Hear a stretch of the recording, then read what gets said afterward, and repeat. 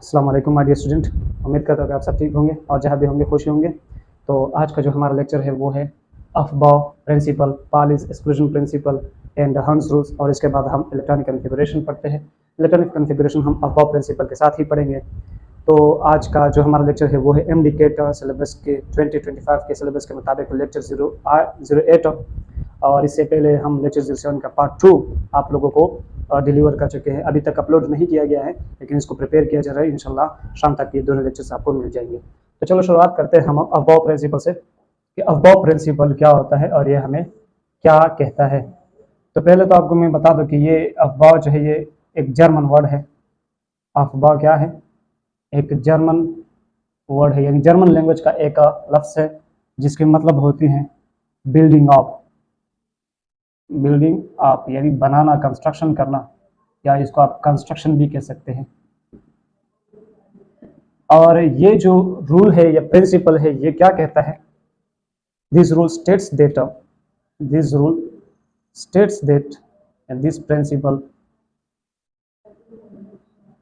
states that electrons are filled in orbitals first having a low या lowest या lower energy, यहाँ पर मैं क्या कह दूँ, having lower energy.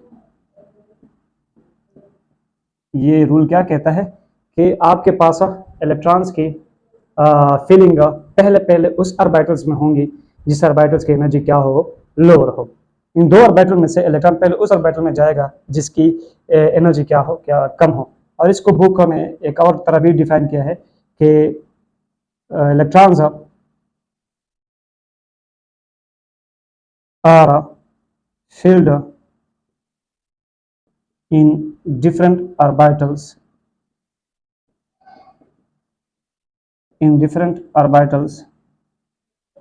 in order, in a increasing order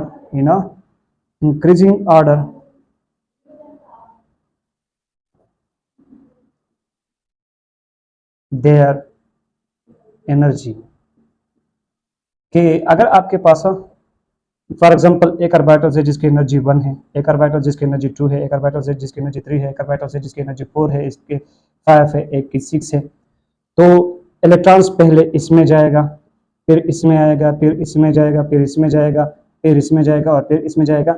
यानी अगर हम देख ले तो इधर यहाँ से इधर जाते हुए हमारे पास इन ऑर्बिटल्स की एनर्जी क्या हो रही है, इंक्रीज हो रही है। तो पहला जो इलेक्ट्रॉन्स जाएगा वो उस ऑर्बिटल में जाएगा जिसकी एनर्जी कम हो, फिर उसके बाद उसमें जाएगा जिसकी एनर्जी थोड़ी ज्यादा हो, फिर इसमें जाएगा जिसकी इससे ज्यादा हो, फिर इसमें जाएगा जिसकी इससे ज्यादा हो, यानी in increasing order of their energy. Clear है? अब कहते हैं कि हमें ऑर्बिटल्स की एनर्जी किस तरह मालूम होगी कि किस ऑर्बिटल्स की एनर्जी कम है, किस ऑर्बिटल्स की एनर्जी ज्यादा है। तो द एनर्जी ऑफ ऑर्बिटल्स, ये पॉइंट लिख दे, the energy of orbitals is determined, ये हम मालूम कर सकते हैं, by the sum of n plus l value. कि जब आप n और l की वैल्यू क्या करें, जमा करें। n क्या है? प्रिंसिपल क्वांटम नंबर, और l क्या है उस ऑर्बिटल के लिए l की वैल्यू क्या है? Azimuthal quantum number. तो इन दो n प्लस दो क्वांटम नंबर्स की वैल्यू को जब आप जमा करेंगे, इससे आप किसी ऑर्बिटल्स की एनर्जी मालूम कर सकते हैं। And this value is also called, this is also called n plus l rule. यानी आप n प्लस l रूल, आप n प्लस l रूल के मुताबिक ऑर्बिटल्स की एनर्जी को क्या कर सकते हैं, फाइंड आउट कर सकते हैं। ये n प्लस l रूल जो है ये मजीद दो पार्ट्स पर मुश्तमिल है। इसके एक पार्ट है, यानी आप लिख सकते हैं कि n plus l rule consist of two parts. One part ये है कि ऑर्बिटल्स, वो orbitals having lower value, having low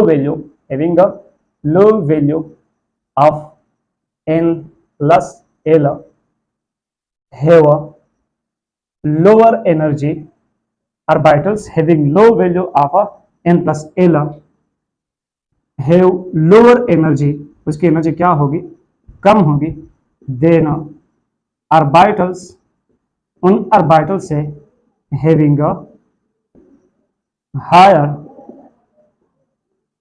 n plus l value, उन ऑर्बिटल से जिनके लिए n प्लस l वैल्यू क्या हो, ग्रेटर हो, उनसे उसकी एनर्जी कम होगी उन ऑर्बिटल्स की जिनके लिए n प्लस l वैल्यू क्या हो, कम हो। दूसरा पार्ट जो है इस रूल का, n प्लस l रूल का, वो ये कहता है कि व्हेन टू ऑर्बिटल्स, जब हमारे पास दो ऑर्बिटल्स ऐसे आ जाए, and two orbitals have same n plus l value, जब दो डिफरेंट ऑर्बिटल्स हो लेकिन उसके लिए n प्लस l वैल्यू क्या आ जाए, सेम आ जाए, तो फिर आपने क्या करना है, तो फिर ये कहता है कि the orbital with a lower value of n have lower energy, तो फिर वो वाला ऑर्बिटल जिसके लिए n की वैल्यू क्या हो, कम हो, उसकी एनर्जी क्या होगी, कम होगी, and this orbital will be first, and this orbital, और फिर ये वाला ऑर्बिटल फील्ड फर्स्ट, फिर ये वाला ऑर्बिटल पहले फील होगा। This are the two parts of this rule n plus l rule. अब जरा हम देखते हैं इस रूल को इस्तेमाल करते हुए कुछ एग्जांपल्स के थ्रू। शाबाश, आप लोग चीजों को नोट करते जाए साथ साथ में।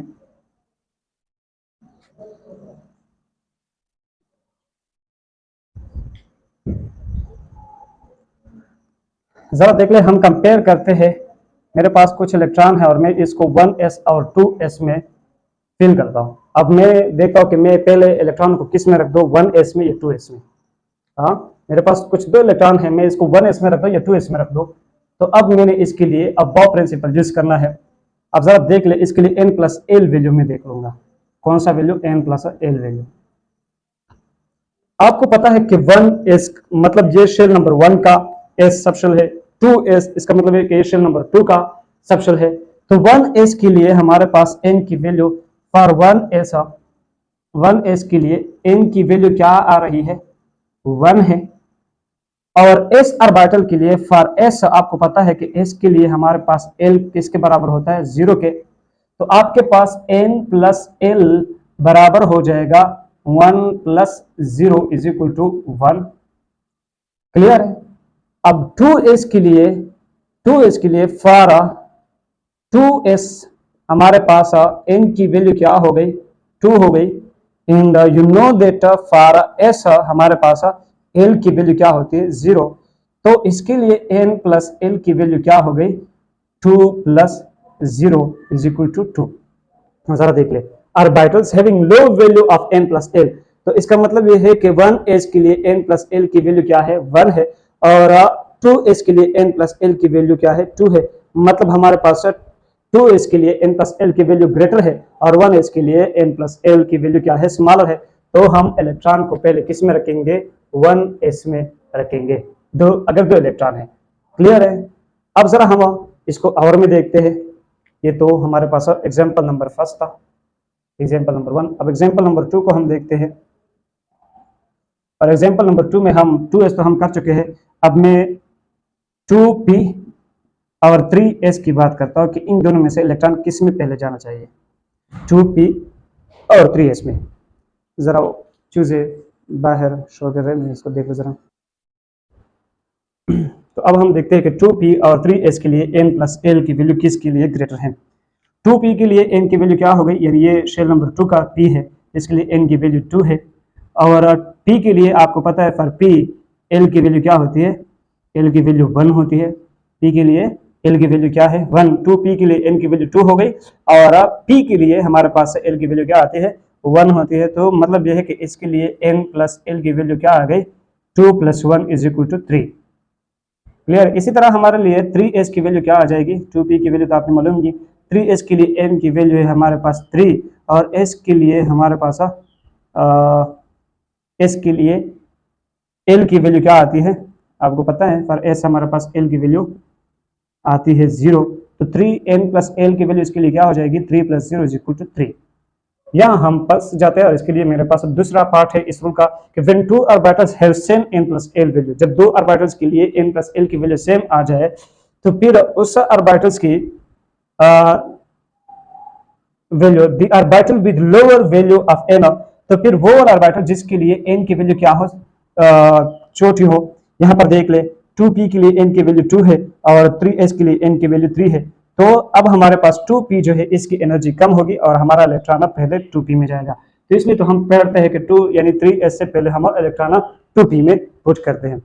इसी तरह अगर आप 3s के बाद 3p आता है और 3d आता है, तो 3d और 3p और 4s में से इलेक्ट्रॉन कहा जाएगा, जरा हम चलो पहले इस 3p और 3d को देख लेते हैं। 1s को देख लिया, 2s को देख लिया और फिर 2p 3s को देख लिया। अब 3p और 3d को हम देखते हैं। जरा देख ले, इसके लिए n की वैल्यू क्या है, 3 है और p के लिए l की वैल्यू क्या होती है, 1। तो इसके लिए n प्लस l वैल्यू क्या आ रही है, 4 आ रही है। 3p के लिए n प्लस l वैल्यू 4 है और 3d के लिए हमारे पास n की वैल्यू क्या आ गई, 3 और d के लिए आपको पता है l की वैल्यू होती है 2। तो इसके लिए n प्लस l की वैल्यू क्या आ रही है, 5। मतलब यह है कि इसकी वैल्यू ग्रेटर है, इसकी वैल्यू कम है, तो इसकी एनर्जी कम होगी। तो हम पहले इलेक्ट्रॉन 3p में डालेंगे ना कि 3d में। पहले इलेक्ट्रॉन हम किस में डालेंगे, 3p में ना कि 3d में। इसके बाद हम क्या करेंगे, यहाँ पर मैं आपको थोड़ा सा, चलो ये रूल्स छोड़ते हैं, इधर देख लेते हैं, हम अपना काम इधर कर लेते हैं।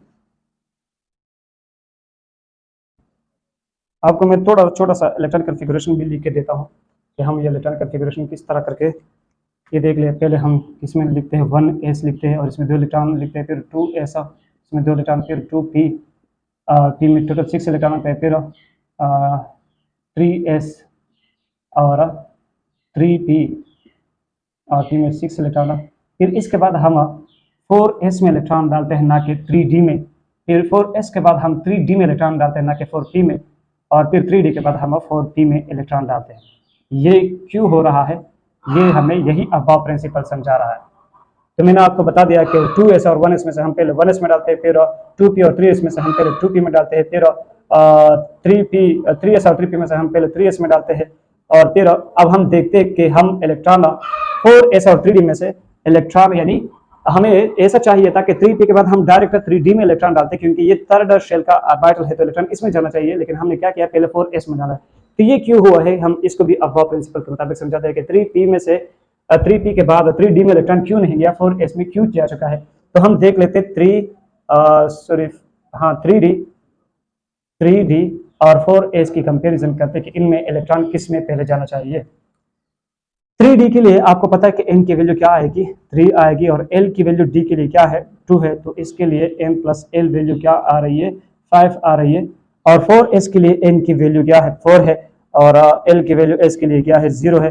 तो इसके लिए n प्लस l वैल्यू क्या आ रही है, 4 आ रही है। तो जरा देख ले 4s की n प्लस l वैल्यू कम है, मतलब इसकी एनर्जी कम है, और इसकी n plus l value greater है, मतलब इसकी एनर्जी ग्रेटर है। और अब बात कहता है कि आपने पहले उस सबशेल में, पहले उस ऑर्बिटल में इलेक्ट्रॉन को पुट करना जिसकी एनर्जी क्या हो, कम हो।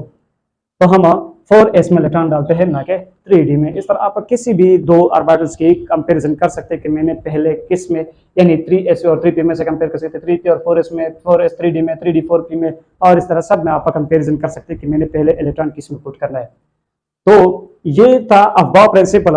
अब एक छोटा सा कंसेप्ट इसके बारे में मैं बना के देता हूँ, आप लोग उसको भी यूज कर सकते हैं। यानी ये वाला रूल्स आपको, फिर ये समेशन, एडिशन और ये कैलकुलेशन आपको देखने की जरूरत भी नहीं होगी, पहले अगर आपने वो वाला कंसेप्ट समझ लिया। हमारे पास क्या होता है, जरा देख ले, shell number 1, shell number 2, shell number 3, shell number 4, shell number 5, shell number 6, shell number 7। अब आपको पता है कि शेल नंबर 1 में हमारे पास सिर्फ एक ही ऑर्बिटल होता है, सबशेल होता है, जिसका नाम होता है 1s, और s में मेरे पास 2 इलेक्ट्रॉन आ सकते हैं।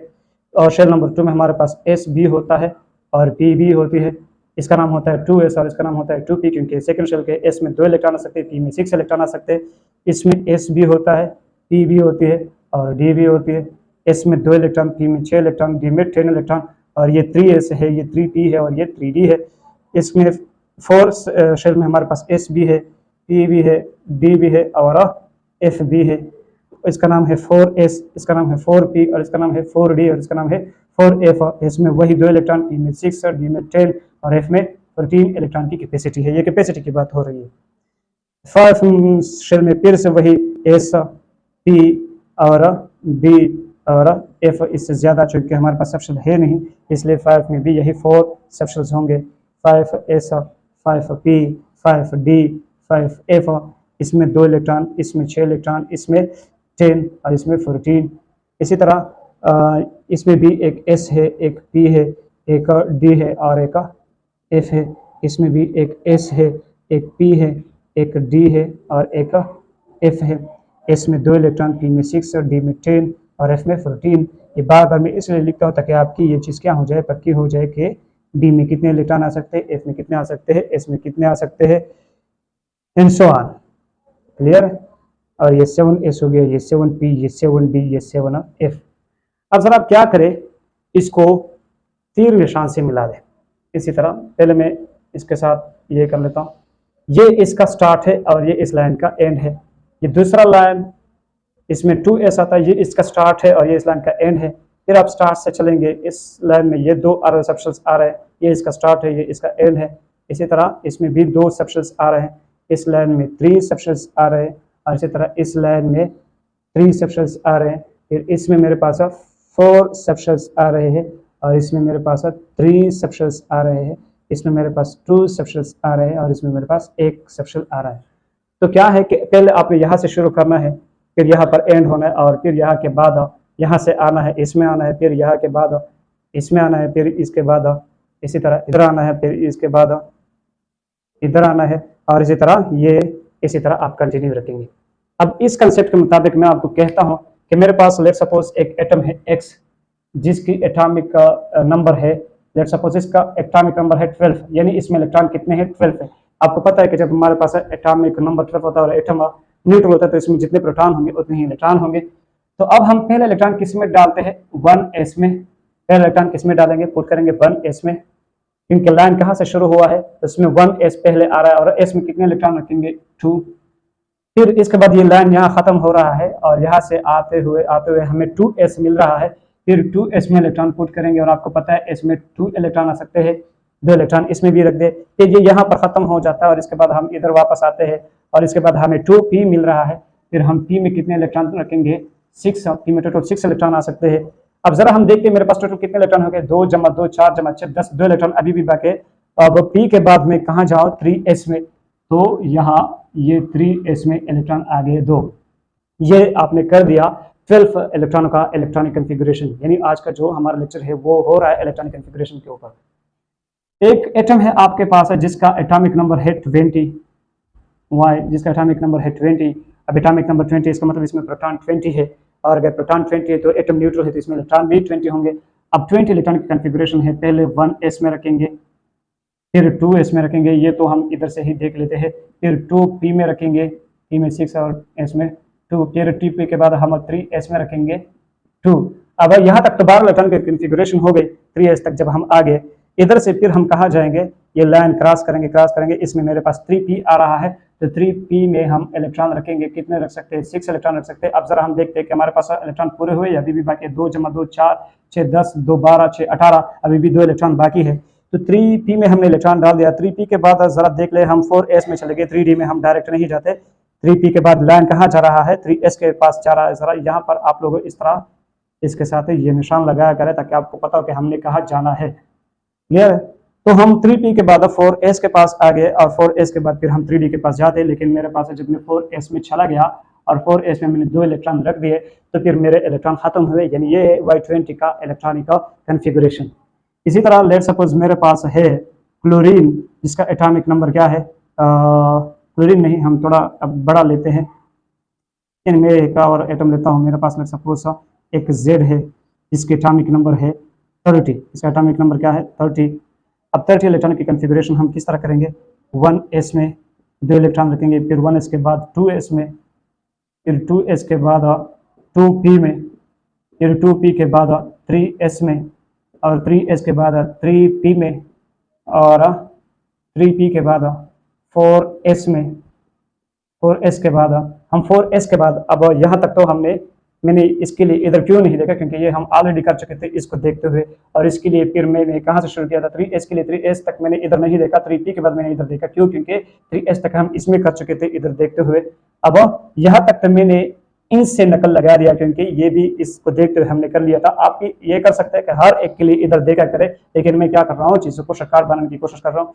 तो 4s तक तो हम आ पहुंचे। अब 4s के बाद हम कहाँ जाएंगे, 3d में, और 3d में मैं कितने इलेक्ट्रॉन रख सकता हूँ, 10 रख सकता हूँ, लेकिन पहले हम देखते हैं कि इलेक्ट्रॉन 10 आ सकते हैं या कम है। तो 2 जमा 2 4 जमा 6 8 सॉरी 10 जमा 2 12 जमा 6 18 जमा 2 20, और इसमें हम 10 इलेक्ट्रॉन रखेंगे, बिल्कुल। तो ये हो गया Z30 का इलेक्ट्रॉनिक कन्फिगरेशन। इस तरह मैं आपको L50 का इलेक्ट्रॉनिक कन्फिगरेशन करवाता हूँ, L50।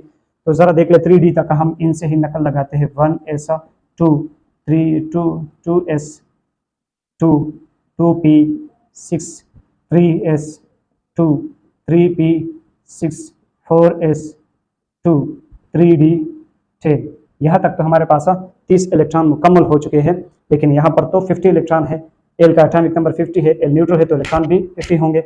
3d के बाद हम कहाँ जाते हैं, 4p में। तो 4p में मैं कितने इलेक्ट्रॉन रखूंगा, 6 इलेक्ट्रॉन रखूंगा, 36 हो गए। 4p के बाद मैं कहाँ जाऊँगा, 5s में। तो 5s में मैं टोटल कितने इलेक्ट्रॉन रखूंगा, 5s में 2 इलेक्ट्रॉन रखूंगा, 36 के बाद ये 38 हो गए। 5s के बाद मैं कहाँ जाऊँगा, 4d में। जरा देख ले, 5s पे लाइन खत्म हुआ, फिर मैं यहाँ से आऊँगा, इस दूसरे लाइन से शुरू होगा, और दूसरा लाइन पहले 4d से मिलता है। तो 4d में मैं कितने इलेक्ट्रॉन रखूंगा, आपको पता है 10 इलेक्ट्रॉन रखूंगा। यहाँ पर यहाँ तक 38 थे, 10 डाल दिए तो 48 हो गए। अभी भी मुझे 2 इलेक्ट्रॉन रखने की जरूरत है। तो 4d के बाद हम 5p में जाएंगे, कहाँ जाएंगे, 5p में। और 5p में मैं कितने इलेक्ट्रॉन रखूंगा, 6 इलेक्ट्रॉन रख सकता हूँ, लेकिन अभी मैं 2 इलेक्ट्रॉन रखूंगा, क्योंकि मेरे पास अभी 2 इलेक्ट्रॉन बाकी है। अब जरा देख ले, यहाँ पर यहाँ तक 30 36 38 48 एंड 50। तो ये तो हमारे पास है 50 इलेक्ट्रॉन का इलेक्ट्रॉनिक कन्फिगरेशन, यानी L50 का इलेक्ट्रॉनिक कन्फिगरेशन। तो इस तरह ये वाला कंसेप्ट आप इस्तेमाल करके इस तरह बहुत सारे एटमों का इलेक्ट्रॉनिक कन्फिगरेशन आप खुद निकाल सकते हैं। तो Aufbau principle along with electronic configuration का टॉपिक यहाँ तक खत्म हो जाता है, और इनसे मैं थोड़े और भी न्यूमेरिकल्स आपको दूंगा नेक्स्ट लेक्चर में इंशाल्लाह। वो हम देखेंगे लेक्चर 08 के पार्ट 2 में। क्लियर है? अब मैं इसको मिटाने वाला हूँ, आप लोग इसको नोट करें।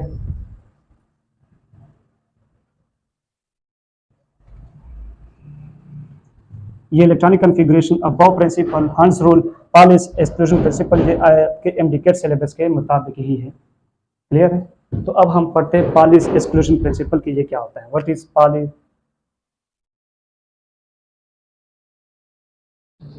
Exclusion principle.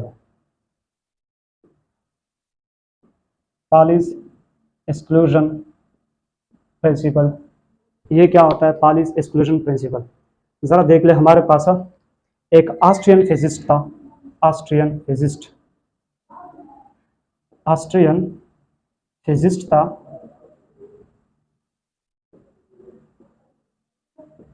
और इन्होंने 1925 में अप्रॉक्सीमेटली ग़ालिबन 1925 ही है, आप लोग ज़रा चेक कर सकते हैं। 1925 में एक प्रिंसिपल दे दिया, और इन्होंने क्या कहा, इन्होंने एक सेंटेंस अप्लाई की, और वो ये था कि no two electrons can have no two electrons in an atom, एक ही एटम है, no two electrons in an atom या in a same atom, in a same atom, एक ही एटम में 2 इलेक्ट्रॉन के पास, no two electrons in a same atom can have a same set of 4 quantum numbers, यानी 2 इलेक्ट्रॉनों के पास चारों के चारों क्वांटम नंबर्स सेम नहीं हो सकते। ये था पालिस एक्सक्लूजन प्रिंसिपल कि एक एटम के अगर आप 2 इलेक्ट्रॉन्स लेते हैं तो इनके लिए 3 क्वांटम नंबर्स तक तो सेम हो सकते हैं, लेकिन चारों के चारों क्वांटम नंबर्स सेम हो, ये बिल्कुल नहीं हो सकता। चारवा क्वांटम नंबर इसके लिए क्या हो जाएगा, डिफरेंट हो जाएगा। लेट सपोज आपके पास क्या है, फॉर एग्जांपल हम हीलियम की बात करते हैं। हीलियम, आपको पता है कि हीलियम का एटॉमिक नंबर 2 है, यानी इसमें प्रोटॉन 2 है। अब हीलियम न्यूट्रल है तो इसमें इलेक्ट्रॉन भी 2 होंगे। तो इसके पहले शेल में मेरे पास यानी शेल नंबर 1 में, जिसके लिए n की वैल्यू क्या है 1 है, इसमें 2 इलेक्ट्रॉन होते हैं। कितने इलेक्ट्रॉन होते हैं, 2। अब जरा देख लो, ये अपोजिट वाले साइन से मैं इसको क्यों शो करता हूँ, ये भी अब इस प्रिंसिपल से हमें पता चल जाएगा कि ये हम क्यों इस तरह से शो करते हैं। ये 2 इलेक्ट्रॉन्स है हीलियम के फर्स्ट शेल में, इसके लिए n की वैल्यू क्या है आप लोग देख सकते हैं। इसके लिए n की वैल्यू, इनमें अगर मैं कह दूं कि फॉर दी फर्स्ट इलेक्ट्रॉन, पहले इलेक्ट्रॉन के लिए n की वैल्यू क्या है, for the first electron n जो है वो क्या है 1 है। तो इसके लिए l की वैल्यू क्या हो जाएगी, l की वैल्यू आपको पता है l is equal to 0 less than equal to l less than equal to, ये मैंने आपको बताया था,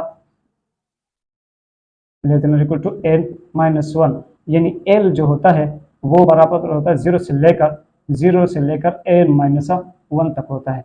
तो इसके लिए l की वैल्यू क्या हो जाएगी, n अगर 1 है तो l की वैल्यू n माइनस 1 यानी 0 से लेकर 0, तो इसके लिए l की वैल्यू क्या हो जाएगी 0। और जिसके लिए l की वैल्यू 0 होती है इसके लिए m की वैल्यू क्या होती है, m की वैल्यू भी 0 होती है। आपने पढ़ा है, क्योंकि m क्या होता है, m माइनस l से लेकर प्लस l तक ही होता है। तो अगर l की वैल्यू 0 है तो माइनस 0 से लेकर प्लस 0, यानी हमारे पास माइनस 0 नहीं है, प्लस 0, सिर्फ 0 ही है। तो इसके लिए m की वैल्यू क्या आ गई 0। और इसके लिए s की वैल्यू क्या होगी, आपको पता है s की वैल्यू या तो +1 डिवाइड बाई 2 हो सकती है या -1 डिवाइड बाई 2। लेट सपोज मैं कहता हूँ कि इस इलेक्ट्रॉन के लिए l की वैल्यू क्या है, सॉरी s की वैल्यू है +1 डिवाइडेड बाई 2। क्लियर है। और प्लस को हम कहते हैं क्लॉकवाइज, यानी मोस्टली इसको हम क्लॉकवाइज कहते हैं। जरूरी नहीं है, कोई फर्ज बात नहीं कि इसको क्लॉकवाइज रोटेशन ही कहेंगे, एंटी क्लॉकवाइज भी कहते हैं। लेकिन अगर +1 डिवाइड बाई 2 का आपने क्लॉकवाइज रोटेशन कह दिया तो -1 डिवाइड बाई 2 का एंटी क्लॉकवाइज है, and vice versa. For the first electron, ये आपके पास इसके लिए 4 क्वांटम नंबर्स का सेट है। n की वैल्यू 1 है, इसके लिए l की वैल्यू 0, m की वैल्यू 0, s की value +1 divide by 2। For the second electron, दूसरे इलेक्ट्रॉन ऑफ हीलियम का ये जो दूसरा इलेक्ट्रॉन है, इसके लिए n की वैल्यू वही 1 है, आपको दिखाई दे रहा है n की वैल्यू वही 1 है। l की वैल्यू फिर इसके लिए भी 0 हो जाएगी, m की वैल्यू इसके लिए भी 0 हो जाएगी। क्लियर है, क्योंकि n की वैल्यू 1 है तो l की वैल्यू 0 हो जाएगी, तो l 0 है तो m भी 0। और s इसके लिए फिर क्या होगा, वो +1 डिवाइड बाई 2 नहीं होगा, वो -1 डिवाइडेड बाई 2 होगा, वो -1 डिवाइडेड बाई 2।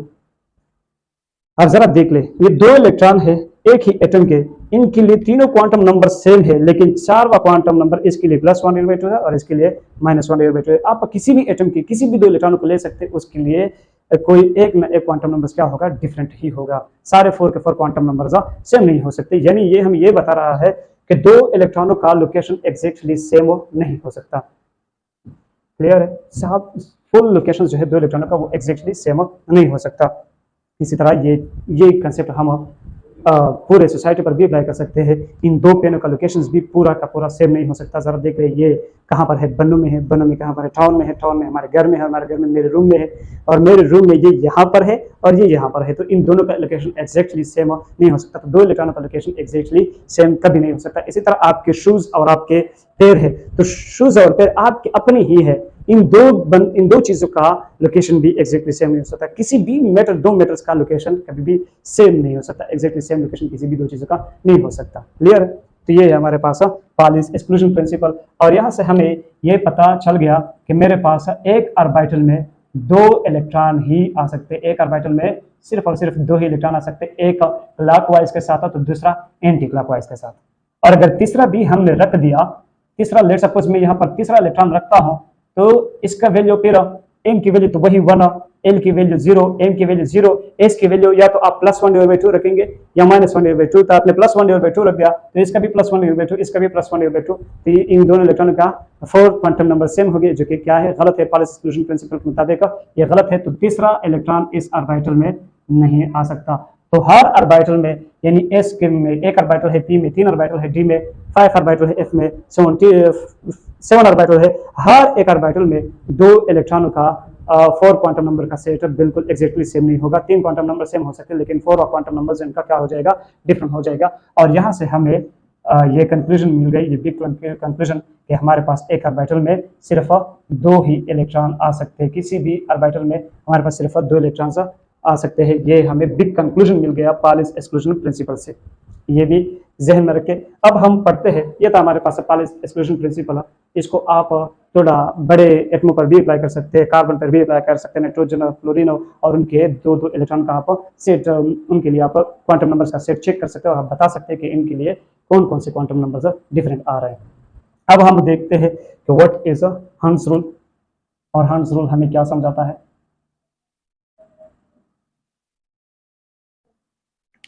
ये रूल जो था ये जर्मन फिजिस्ट था, ये जर्मन फिजिस्ट था और इसका नाम क्या था, अच्छा इसका नाम जो था पालिस का, इसका पूरा नाम जो था वो वोल्फ गैंग पाली था, इसका पूरा नाम क्या था, वोल्फ गैंग पाली। इन्होंने, और ये कौन सा फिजिस्ट था, ऑस्ट्रियन फिजिस्ट था, ये जर्मन फिजिस्ट था और इसका नाम क्या है, एफ एच हंड या एच एफ हंड है, आई थिंक इसमें में एच एफ हंड है या एफ एच हंड है, ये इसका नाम था किसका, जर्मन फिजिस्ट का। और इन्होंने एक रूल दे दिया और वो रूल्स क्या है जरा उसको हम अब स्टेट करते हैं और फिर समझाते हैं।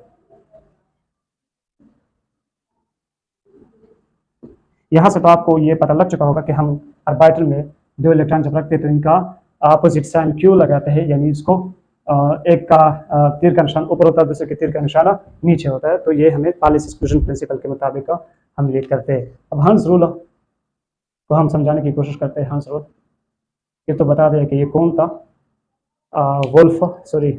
एफ एच हंड, इसका नाम था, जर्मन फिजिस्ट था, और इन्होंने कहा कि when there are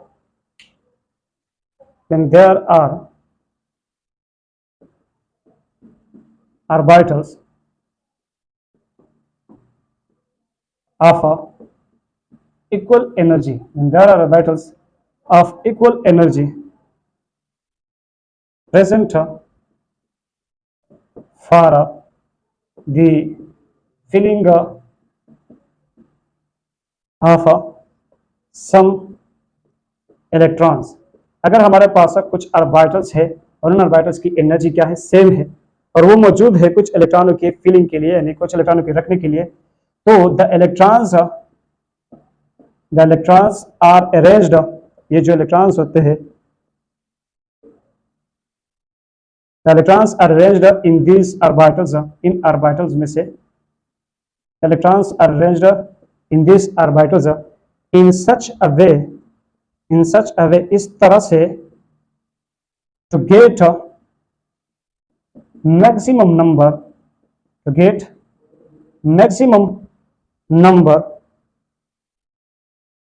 of unpaired electrons, to get a maximum number of unpaired electrons with the same या similar same spinning, यानी अगर यानी सबके स्पीड क्या हो, या तो क्लॉकवाइज हो या एंटी क्लॉकवाइज। अब हम एग्जांपल देखते हैं। फॉर एग्जांपल मेरे पास क्या है, कार्बन है, और कार्बन का आपको पता है इसका एटॉमिक नंबर क्या होता है, 6। एटॉमिक नंबर 6 मतलब प्रोटॉन 6 है, एटम न्यूट्रल है तो इलेक्ट्रॉन भी 6 है। इलेक्ट्रॉनिक कॉन्फ़िगरेशन इसका क्या होगा, 1s2 2s2 2p2। अब जरा देख लें, ये तो 1s2 हो गए, ये तो एक ऑर्बिटल है और इसके लिए 2 इलेक्ट्रॉन है, तो ये तो हम इस तरह रखेंगे, एक का स्पिन ऊपर एक का साइन नीचे।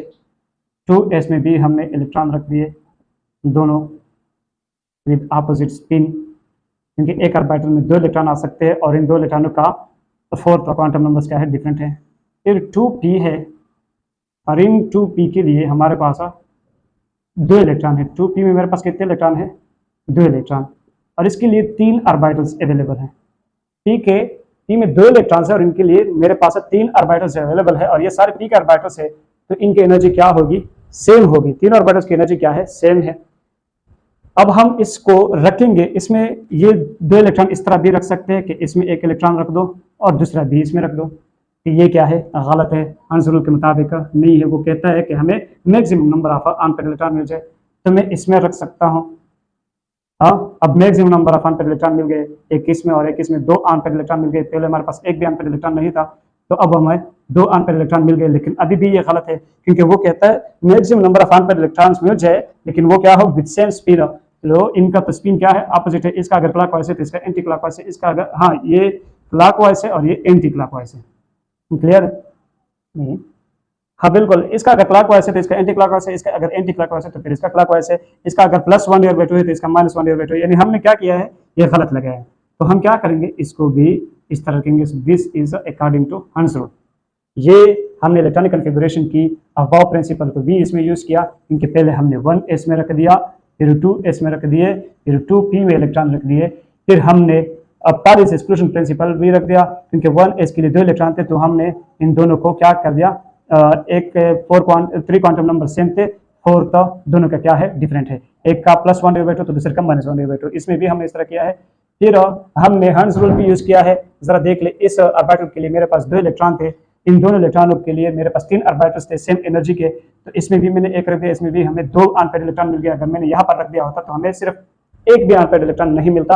अब हमें 2 अनपेड इलेक्ट्रॉन भी मिल गए और सेम स्पिन के साथ है, तो हमने तीनों प्रिंसिपल को यहाँ पर सेटिस्फाइड किया है। इस तरह आप एग्जाम्पल नंबर 2 ले सकते हैं, जिसको नाइट्रोजन कहते हैं। नाइट्रोजन का एटॉमिक नंबर है 7, तो ये इसका इलेक्ट्रॉन कॉन्फ़िगरेशन आप कर सकते हैं 1s2 2s2 एंड 2p3। अब जरा देख ले, पहले 1s में हम इलेक्ट्रॉन रखते हैं, ये aufbau principle and Pauli's exclusion principle के मुताबिक, फिर 2s में aufbau principle and Pauli's exclusion principle के मुताबिक, फिर 2p में हम इलेक्ट्रॉन रखेंगे। अब मेरे पास इलेक्ट्रॉन कितने हैं, 3 है। इलेक्ट्रॉन कितने हैं, 3 है, और ऑर्बिटल्स कितने हैं, वो भी 3 है। सबकी एनर्जी क्या है, सेम है, सारे p के ऑर्बिटल्स ही है। तो पहले मैं एक इलेक्ट्रॉन इसमें रखूंगा, फिर दूसरा भी अगर मैंने इसमें रख दिया, रख सकता हूं, लेकिन फिर क्या हो जाएगा, ये हंस रूल के मुताबिक नहीं हो जाएगा, हमें सिर्फ एक अनपेड इलेक्ट्रॉन मिल जाएगा। क्लियर है? हमें क्या कर सकता हूँ, इसको इसमें, एक को इसमें रख दो, एक को इसमें रख दो और एक को इसमें रख दो, तो मुझे 3 अनपेड इलेक्ट्रॉन मिल गए विद सेम स्पिन। तो ये electron configuration of aufbau principle, Pauli's exclusion principle and Hund's rule के मुताबिक ही है। इसी तरह आप लोग एग्जांपल नंबर 3, आप किसकी बात कर सकते हैं, एग्जांपल 3 आप ऑक्सीजन की बात कर सकते हैं। ऑक्सीजन का एटॉमिक नंबर 8 है, तो यहाँ पर क्या हो जाएगा, 1s2 2s2 2p4 हो जाएगा। 1s में मैंने इलेक्ट्रॉन रख दिए 2, 2s में मैंने इलेक्ट्रॉन रख दिए 2 विद अपोजिट स्पिन, और 2p में मेरे पास 4 इलेक्ट्रॉन है और इनके लिए ऑर्बिटल्स है 3। तो एक इलेक्ट्रॉन इसमें रख दिया, दूसरा इलेक्ट्रॉन इसमें रख दिया, तीसरा इलेक्ट्रॉन इसमें रख दिया, और चौथा इलेक्ट्रॉन फिर अब इसमें रखूंगा, लेकिन सेम स्पिन के साथ नहीं, अपोजिट स्पिन के साथ। अब आप कहेंगे कि सर हमें अनपेड इलेक्ट्रॉन भी मिल गए, तो ये वाला इलेक्ट्रॉन हम सेम स्पिन के साथ रखते हैं। नहीं, सेम स्पिन अब आपने नहीं रखना, क्योंकि आप एक ही ऑर्बिटल में 2 इलेक्ट्रॉन रखते हैं, और एक ऑर्बिटल में आप जब 2 इलेक्ट्रॉन रखेंगे तो पालिस एक्सक्लूजन प्रिंसिपल का भी आप ख्याल रखेंगे। वो क्या कहता है कि एक ऑर्बिटल में 2 इलेक्ट्रॉन आ सकते हैं, लेकिन इन 2 इलेक्ट्रॉनों का 4 क्वांटम नंबर्स सारे के सारे सेम नहीं होंगे, 3 सेम हो सकते हैं, लेकिन एक इनमें डिफरेंट होगा, और इनमें एक डिफरेंट है। इसका एस अगर +1 डिवाइड बाय 2 है तो दूसरे का -1 डिवाइड बाय 2 होगा। इसी तरह मैं एक और एग्जांपल आपके सामने पेश कर सकता हूँ, फ्लोरीन के बारे में बात कर सकते हैं। फ्लोरीन, तो फ्लोरीन का एटॉमिक नंबर 9 है। फ्लोरीन का एटॉमिक नंबर 9 यानी 1s2 2s2 2p5। तो s में मेरे पास 2 इलेक्ट्रॉन, 2s में 2 इलेक्ट्रॉन, 2p में 5 इलेक्ट्रॉन रखेंगे। किस तरह रखेंगे, पहले एक इसमें, फिर एक इसमें, फिर एक इसमें, फिर इसमें और फिर इसमें। क्लियर है?